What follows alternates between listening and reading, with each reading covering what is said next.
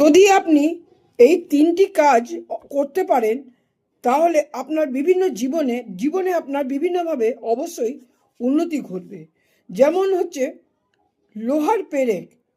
লোহার পেরেকে যদি আপনি হলুদ আর দুটো লোহার পেরেক যদি একটা লাল কাপড়ে বেঁধে আপনি আপনার আলমারি বা অর্থ রাখার জায়গায় যদি রাখতে পারেন তাহলে আপনার আর্থিক স্থিতি বজায় থাকবে।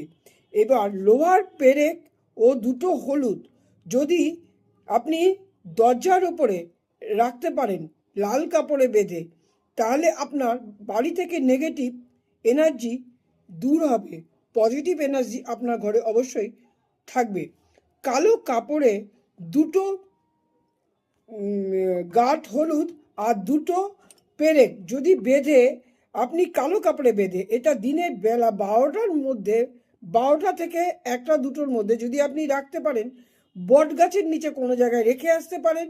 আর আপনার মনের বাসনাটা অবশ্যই বলবেন, তাহলে আপনার রাহু কেতু যদি আপনার ছকে খারাপ থাকে, দুর্বল থাকে, যার জন্য আপনার বিভিন্ন দিক থেকে অর্থ বেরিয়ে যায়, স্বাস্থ্যহানি হয়, রাহু কেতু শান্ত হবে।